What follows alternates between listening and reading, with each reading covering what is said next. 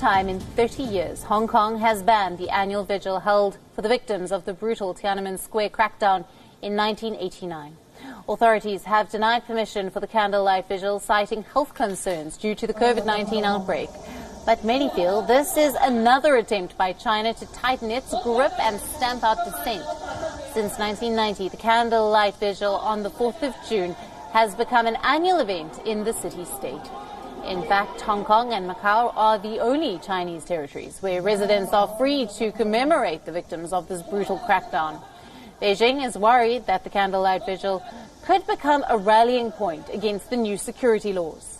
The situation is quite the opposite in mainland China, where references to the Tiananmen Square incident have been erased from history books. On that fateful night, on the 3rd of June in 1989, PLA tanks moved into Tiananmen Square and opened fire on pro-democracy protesters. Reports indicate that thousands of people were killed, but China has never admitted to opening fire on the crowd. Pro-democracy protesters are still planning to go ahead with the vigil at Victoria Park in Hong Kong. If the new security laws are enacted in city-state, then the annual vigil could be banned permanently in the years to come. Our correspondent Richard Kimber gets us this report from Hong Kong. Organisers of this event, this is a huge disappointment, although it's not necessarily unexpected.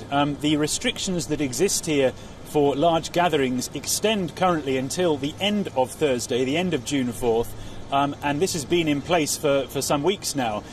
What the organisers were trying to do was get an exemption to allow them to still hold this annual commemorative event despite these restrictions being in place. Police have said summarily that this is not possible and that it's a danger to public health for this large-scale gathering to take place. The organisers are being quite clear. They say that this is just a pretext. In fact, really it's the police and the government's desire here to try and stop this commemoration and to make sure that there's no incentive for future protest organisers to believe that this might be a turning point and that they might be able to organise protests of a large scale in the near future. So there's a great deal of suspicion here about the motives behind saying that this commemorative event can't take place. But ultimately it's not a huge surprise because the existing restrictions do extend beyond June the